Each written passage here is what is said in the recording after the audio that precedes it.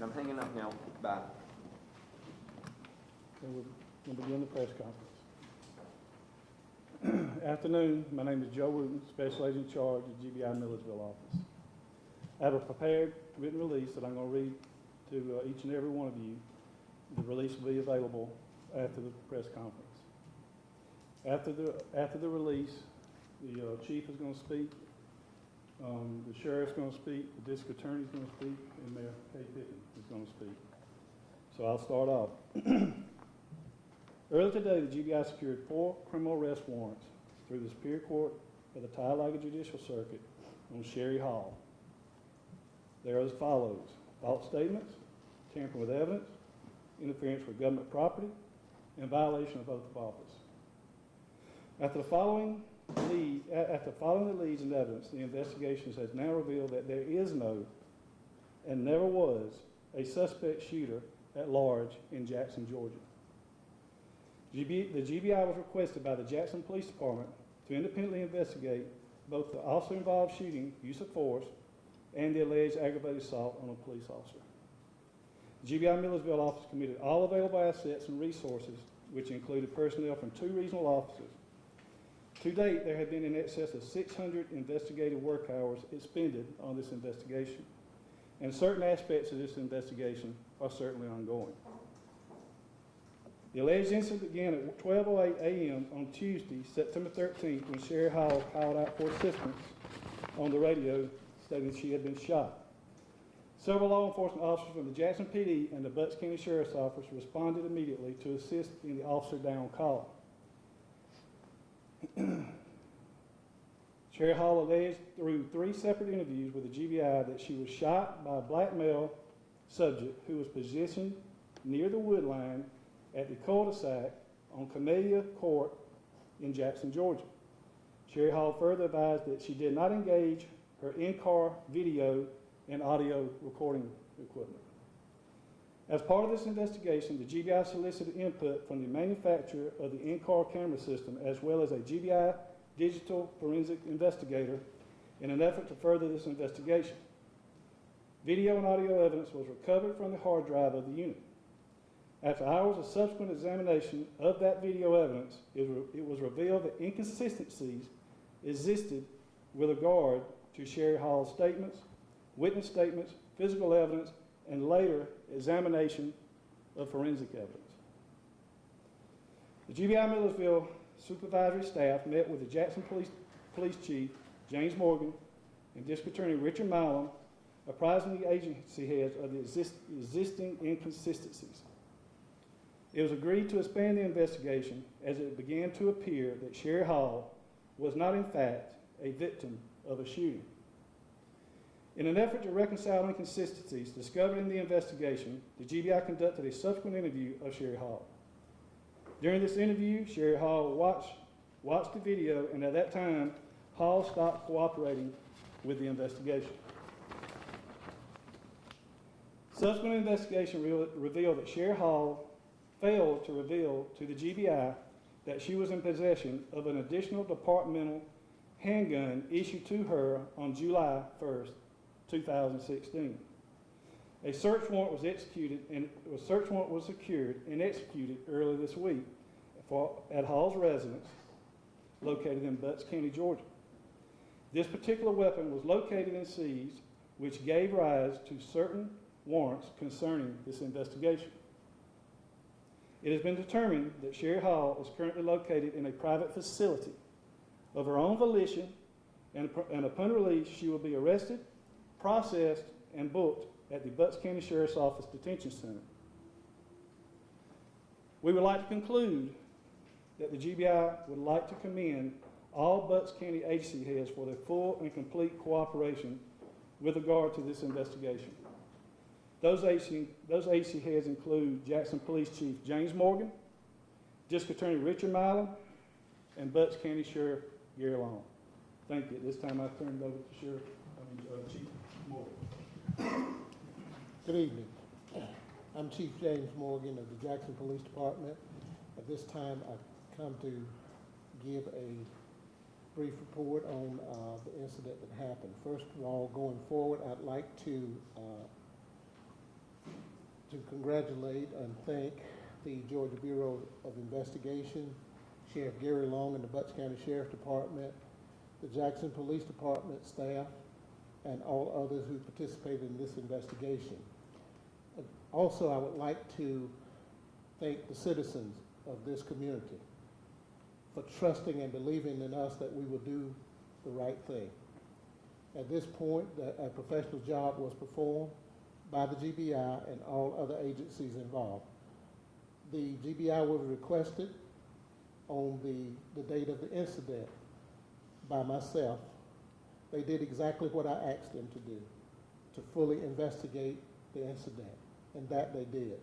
And the conclusion that was rendered, as you heard from the GBI. At this point, we will move forward in the community. We will steadily continue to do our job. We have some good men and women at the Jackson Police Department. This is an unfortunate incident. But again, we will move forward. We will continue to do the professional job that has been entrusted in us. And on each and every day, we'll continue to keep the community safe. At this time, I would now turn it over to Sheriff Gary Long. Afternoon, I'm Sheriff Gary Long. First, I want to commend the Georgia Bureau of Investigation, City of Jackson Police Department for their relentless pursuit of this investigation in this case. I'll tell you, myself, my office, my staff, the City of Jackson, the mayor, we have worked the last 4 years unbelievably to build the relationship with our community. It's a horrific event that happened. A lot of times humans make mistakes, and we expect mistakes to be made. Cops are just that. They're humans and they make mistakes. This is not a mistake. This is a criminal. I'm confident in the investigation the GBI conducted. I'm confident in our prosecutor, Richard Milam, and I'm confident her next stop will be the Georgia Diagnostic Prison, and she'll have a lot of time to think about what she's done. Thank you. Good afternoon. My name is Pippin, and I'm the mayor of the City of Jackson. And obviously, I'm not going to comment on today's arrest and charges against an employee of our police department. But I am going to say that the incident that causes all of us to be here today is disappointing. Very, very disappointing on so many levels. For 2 weeks, this incident has cast an image of the City of Jackson that does not accurately reflect who we are. For 2 weeks, we have very little crime in this city and almost no serious crimes when compared to other communities. And when we do have crime, our local law enforcement seldom fails to locate the perpetrators and enforce the law. As a matter of fact, the City of Jackson is ranked the 16th safest city in the state of Georgia. For 2 weeks, our citizens have been made to fear that a shooter was loose in our community. I am disappointed that anyone would contribute to such fears. For 2 weeks, the good people of the City of Jackson have poured out their hearts, their expressions of concern, and their support for what we believe to be a police officer, one of our own, harmed in the line of duty. I share their disappointment in what we now believe to be a ruse. On behalf of the residents of the City of Jackson, our businesses, and all who love to come to visit in our beautiful city, I give our heartfelt appreciation to Chief James Morgan and the City of Jackson Police Department, to Sheriff Gary Long and the Butts County Sheriff's Department, to our District Attorney Richard Milam, and last but by no means least, the Georgia Bureau of Investigation, the independent agency which headed up this investigation. Let us not forget that while our families were sleeping at midnight on Monday, September the 12th, and early morning Tuesday, September the 13th, the brave men and women of these agencies were on the scene solving this case and protecting all of us as they searched for a perpetrator not only that night, but constantly for 2 weeks following the reporting of this incident. I have the utmost confidence in the fine men and women of the City of Jackson Police Department and all of these other law enforcement agencies. I am thankful for their presence every day. I also want to thank the citizens of the City of Jackson for allowing law enforcement to do their jobs. Many of you helped our police.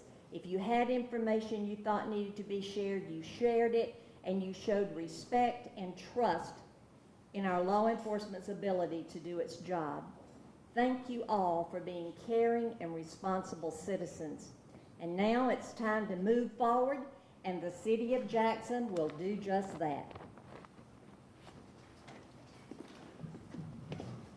My name is Richard Milam. I'm the district attorney here of the Talladega Judicial Circuit, which includes Bucks, Lamar, and Monroe counties. I live here in the city of Jackson and Bucks County, and I have for 42 years. I've been working on this matter along with the GBI and the sheriff and James Morgan and his good staff for these 10 days that this has been pending. You've already gotten what you need to know as far as facts, but I want to make sure that this is repeated. The people of this community, the people in my hometown and my home county need to know and need to be certain that we have all checked, we have all looked through this. There is no person out there with a gun shooting at our police officers. There is no person out there that needs to be found. Please, everyone, put that out of your mind. That's the first thing I want to say. The second thing and the last thing I want to say is that everybody needs to understand, and this case is a very good example, that law enforcement is held to a high standard. And when someone in law enforcement does something criminal, law enforcement agencies, like they have here, you heard there were 600 hours. I can attest to those 600 hours. I witnessed at least half of it. They spent a lot of time and a lot of effort on behalf of the citizens of this state and this community to find out what the truth was. And the truth was that a law enforcement officer did something wrong. And that officer is the subject of arrest warrants, will be prosecuted, and will be brought to justice. And people need to know that that's the sort of thing that goes on in the state of Georgia. Thank you. So, Chief, did Jackson Police Officer Sherry Hall shoot herself and then blame a black man who did not exist? According to the evidence, and that will be revealed in the GBI report, I will not comment on that portion, but she was employed as a Jackson police officer. What is her status now? Her status now is she's on administrative leave with pay, pending the outcome at this point. So, is it your belief she shot herself? I will not comment on that. Nobody else shot her? Chief, there are, in law enforcement agencies across Georgia, there are certain rules. One of those rules for the rank and file is that if you shoot yourself accidentally, you can be terminated because you are seen as someone who can't handle a weapon properly with training. Does that rule exist in your police department? That rule does exist. However, it's always a mitigating circumstances. Again, situation of that caliber, we will have an independent agency to still look at that officer involved shooting. So the outcome sometimes does not always indicate that that person needs to be fired. Could there be a possible motivation if Ms. Hall shot herself? Could a possible motivation for making up the story be that she knew that there'd be discipline if she shot herself? I'm not certain at this time. What was the initial call that she was responding to that brought her to that neighborhood at midnight? During that night,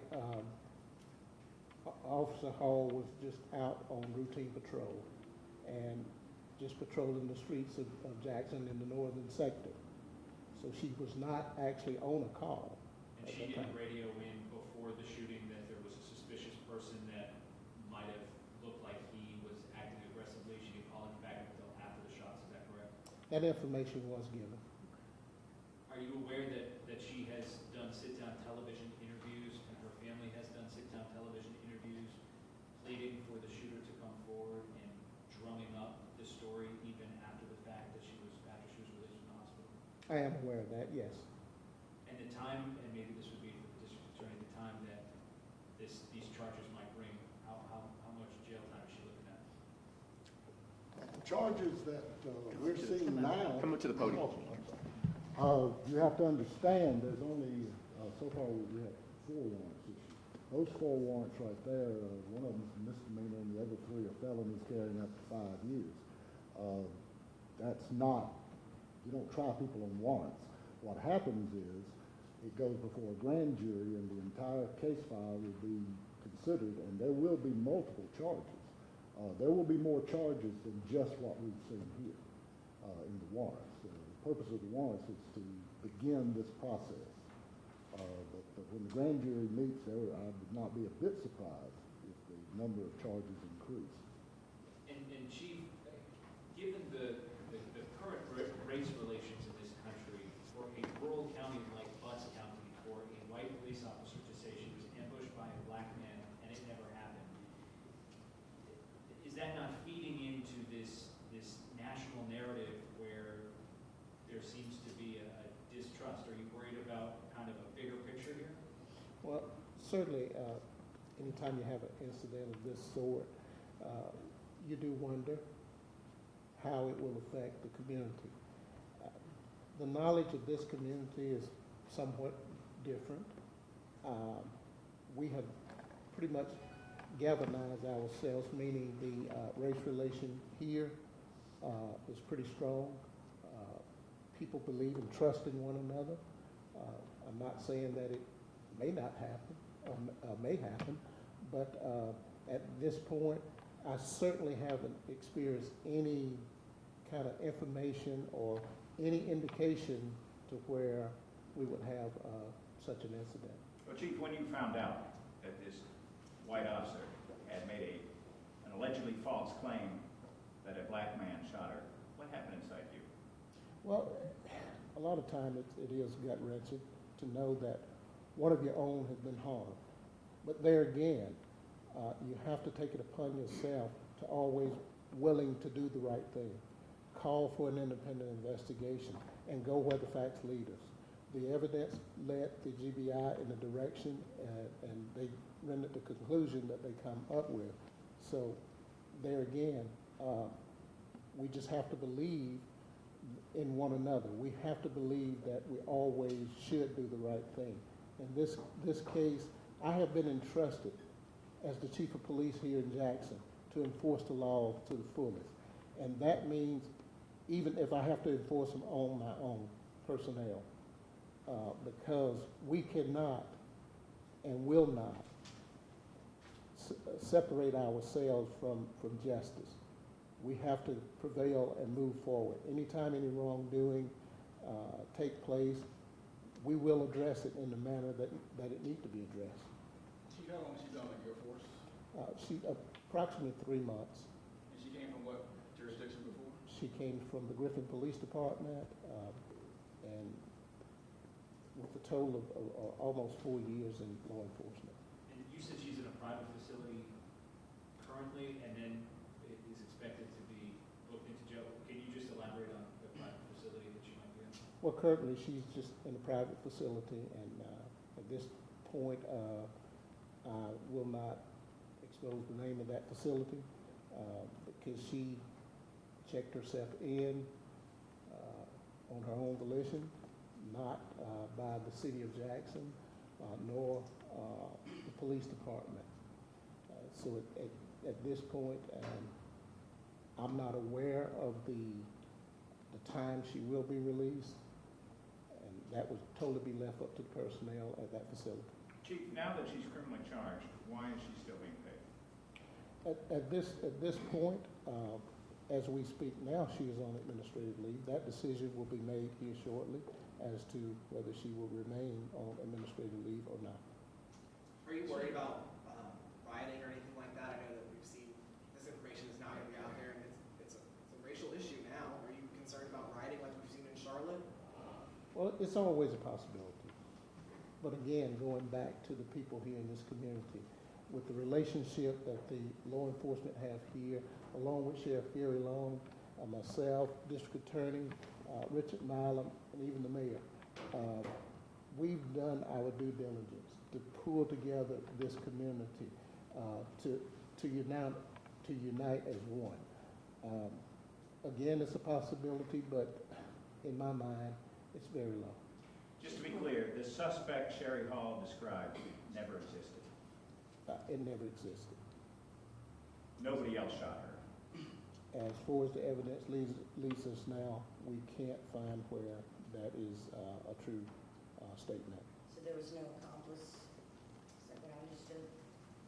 Not at this, no, we haven't revealed any accomplices. Chief, what's the attitude of the others on the police department that work with her? I got a call right after it happened, said she was a drama queen, probably shot herself from the get-go. Well, you know, that would just be speculation on my part about the drama queen, but Sherry came to work each day and she performed her job. She did it extremely well to a point. I had some incident to where I had to call her in and talk to her, but it was just minor infractions, the normal routine infractions that any police officer would go through from time to time, being somewhat tardy from her position, but there again, these are just minor incidents. The other police officers, they worked well with Sherry Hall. She worked well with others, but as far as again with as far as drama queen, that would be mere speculation. How big is your force? That's a total of 13 officers with myself. We served a community of 5,000 plus. Joe, any of the public records that have been filed, did they reveal an alleged motive? I'm a little unclear of what you're asking, Mr. Winnie. What do you believe was her motive? We're not going to speculate or comment on motive at this time, Mr. Winnie. Does the investigation indicate she shot herself? With regard to that portion of the investigation, it is active and ongoing, and we can't comment at this time. I mean, I think we need some transparency. Are you saying you're looking at whether an accomplice may have shot her? I mean, we need No, to be clear on what this. we have evidence that's still being analyzed, and we cannot reach a conclusion on certain piece of evidence until we have the evidence analyzed. I mean, it's a little bit of a process with that. It's not done overnight, so we'll continue with the investigation, and we'll follow the investigation wherever the leads take us, Mr. Winnie. But you do have a charge of a false statement. Is that false statement based on the fact that she made up this claim that somebody else shot her and that person never existed? Give us some sense of what's behind the false statement charge. There's a series of false statements made by Sherry Hall during the course of that alleged incident that was not supported on the in-car camera system, as I said earlier. Will you be releasing any of that dash cam, or whomever might be able to speak to this better? Will the video and or audio tapes be released of what really happened? Well, I'm sure you know what the law is on that. We're going to prosecute a case against this person who is charged, this accused. After that case is prosecuted, all of that evidence will become open records. Until that case is finished being prosecuted, none of that is open records except the warrants, an indictment when an indictment is filed. Is it fair to say that the shooting, though, was caught on camera, or the apparent shooting, whatever may have happened, was caught on camera? You have to understand, we're proving a negative. The allegation is that she made a false statement. The evidence proves that what she said happened did not happen. In what respect? In what respect? In that, in the evidence that we have seen that is taken from a video and audio recording, there is no other person. There is no other shot. That's what I mean. There's only 2 shots fired at the scene, but she alleges 3. And she admitted she fired 2 shots. Well, that was part of the story that she told, yes. Okay? Thank you. Thank you very much, everyone.